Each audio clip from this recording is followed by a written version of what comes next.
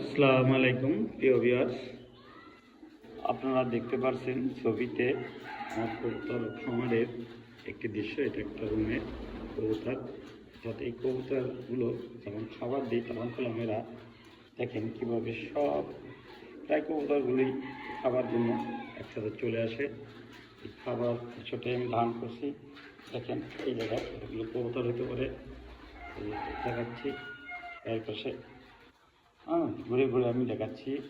আর শুধু এগুলো একসাথে প্রায় 10 জোড়া কবুতরের বাচ্চা অলরেডি এখন রয়ে গিয়েছে। এটা আপনারা দেখতে পাচ্ছেন যে কবুতরের বাচ্চা একসাথে 10 জোড়া। এই জায়গা দেখেন 3টে বাচ্চা একসাথে, আপনারা বিশ্বাস করবেন না, বা এই যে 3টি বাচ্চা একসাথে, এই যে 2টে, এইভাবে প্রত্যেকটা কবুতরে পাশে হতো না, মানে একসাথে 10 জোড়া বাচ্চা অলরেডি আমার কবুতর দিচ্ছে। অর্থাৎ এভাবে একটি দুইটা, এই যে এই জায়গায় দেখেন, এই জায়গায় 3টি পেলাম বাচ্চা। যদি দেখাই ভালো করে দেখবেন যে 3টি বাচ্চা এই জায়গাও রয়েছে। তো এইভাবে 10 জোড়া বাচ্চা একবারেই আমার কবুতর দিয়েছে। তো এই যে কবুতরগুলো দেখেন, এই যে কবুতরগুলো, এই যে এক জোড়া বাচ্চা। তো এইভাবে মানে একটা রুমে কবুতরগুলো পালন করা সম্ভব। কিন্তু যেভাবে আমি কবুতরগুলো লালন পালন করে থাকি তার দৃশ্যগুলো আপনাদেরকে ধারণ করার চেষ্টা করছি। অর্থাৎ চারপাশে দেখেন খাঁচা, এই যে খাঁচার মধ্যে উপরে এই যে নিচ থেকে কলমে, যে নিচ থেকে উপরে খাঁচার মাধ্যমে এই কবুতরগুলো কলম থাকে। এই যে দেখেন যেভাবে কবুতরগুলো আপনার খাচ্ছে, ঘুরে বেড়াচ্ছে, যার যার জায়গায় সেই চলে যাচ্ছে, এবং প্রত্যেকটা খাঁচাই এই কলম কবুতর এর জন্য বরাদ্দকৃত আছে।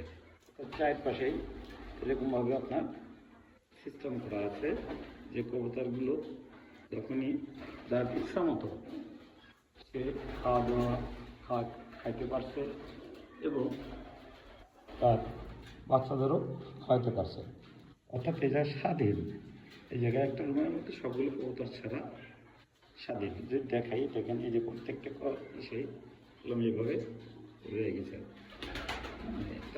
আর এরকম প্রত্যেকটাই পোষ মানানো কবুতরই কলাম ডাকলেই চলে আসবে।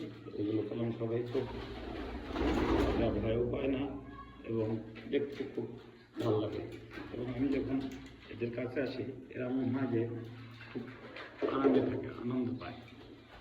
আমারও এগুলো দেখে অনেক আনন্দ লাগে। এই আনন্দ থেকেই আমি আসলে এগুলো লালন পালন করার চেষ্টা করি এবং সাথে সাথে ছোট্ট একটা খামারের মাধ্যমে বড় খামারও তৈরি করা যেতে পারে। এটা আপনাদের শুধু কবুতরের একটা খামারের একটা রুমের চিত্র আমি ধারণ করছি এবং আপনাদের দেখাচ্ছি।